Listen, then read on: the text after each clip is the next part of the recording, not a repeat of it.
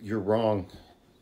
And all of the other people in my comments saying similar things. You are wrong. Kamala Harris lost the 2024 election. Donald Trump won the 2024 election. That is not to say there was no. I mean, Elon Musk didn't steal votes with satellites, okay?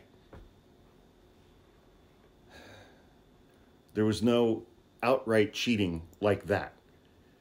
That is not to say that legal elections and things that people can do in elections that are legal are fair. Our elections are not fair. Our elections have not been fair since, what was it, I don't remember when it was, 2013, when the Citizens United decision came out, allowing unlimited corporate and dark money into our elections. That shit's not fair. It's just not fair by any stretch of the imagination. We still have the Electoral College. The Electoral College is bullshit. Even though this time Donald Trump did win the Electoral College and the popular vote. In 2016, he won the Electoral College but lost the popular vote. That is not fair. We are the only developed nation on the planet with that kind of a system. And all the MAGA chuds are like, well, that's so people in New York and California don't decide how the rest of us live our lives. Nobody in New York or California gives a fuck about you guys. I think that's the part that, when you stop and think about it, is most upsetting to you. We don't care. We really don't. I mean, you guys are doing your damnedest to, I mean, it's like for the last several years, it's like MAGA wants to drag us back to 1950. MAGA wants to drag us back to 1850. I think is more accurate.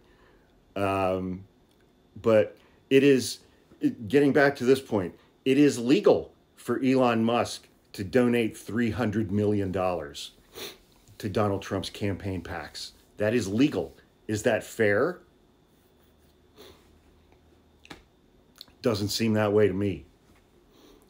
I mean, there are all kinds of things in elections in the United States, the federal, state, and local level, that are legal, but very, very much unfair.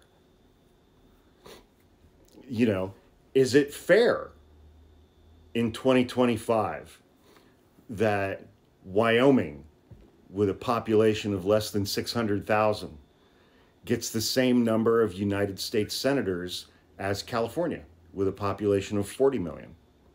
Is that fair?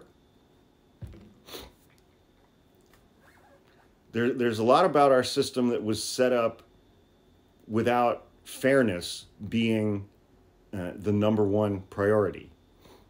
Lest we forget that this country was founded on 250 years of slavery, followed by 100 years of Jim Crow. And now we have a presidential administration that is doing absolutely everything in its power to convert this nation back to a male-dominated white supremacist country. This country was founded on 300 years of slaughtering Native Americans and taking their land.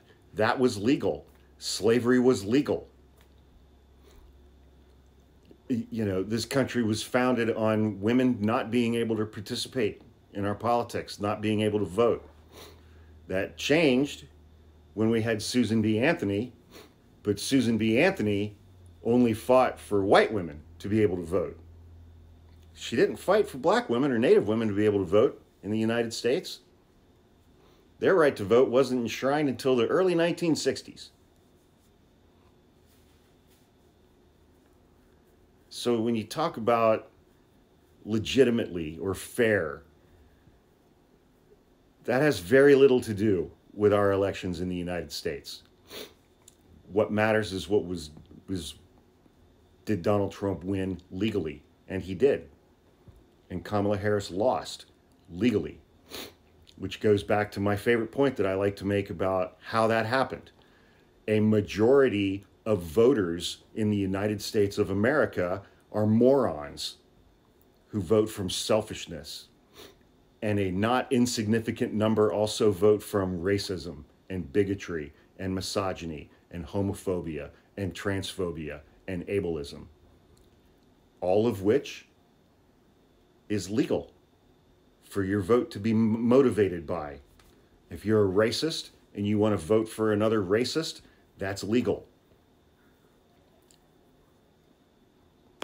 Yeah. Our country's never going to get out of this situation as long as we keep the First Amendment. It's just not.